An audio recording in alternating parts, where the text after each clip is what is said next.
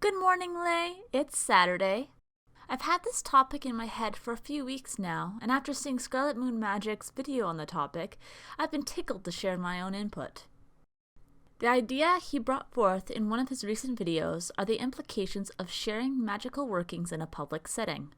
His stance on the matter is that sharing magical spells and rituals with others, while it is in the works, will affect the outcome in a negative way.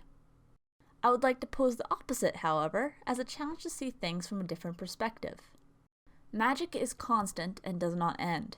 We are energetic beings that ooze magic from our voice, our gestures, and our pores. It's a force that works with and without our guidance to match our pure intentions. If you do a love spell, a practiced witch will not leave it at that. They will continue to attract the intention of the spell by changing how they act to be in parallel to the energy requested. They will become more social, giving more opportunities for the love spell to manifest between themselves and the people around them. They will change how they act to highlight what is important to them and make their goal of romance more noticeable to the other party. What the love spell did by being cast is just start the intention. It was the gateway, the first step towards making themselves attractive.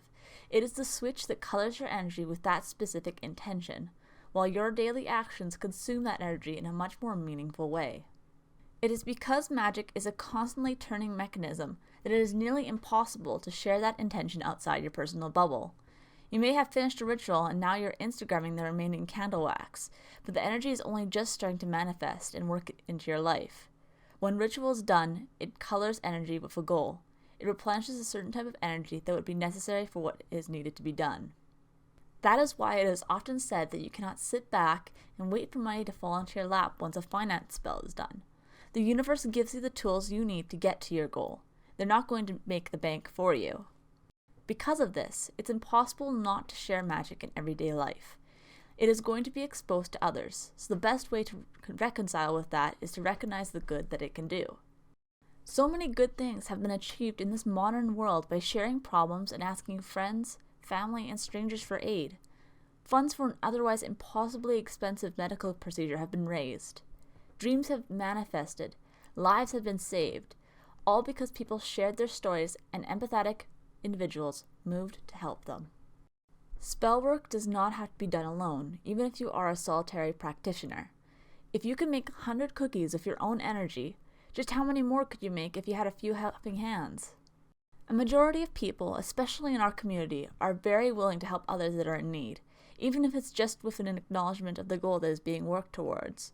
Though there are negative and malevolent witches out there, they are few and far between, and even if that is a concern, their interference can be dealt with quite easily without jeopardizing the spell.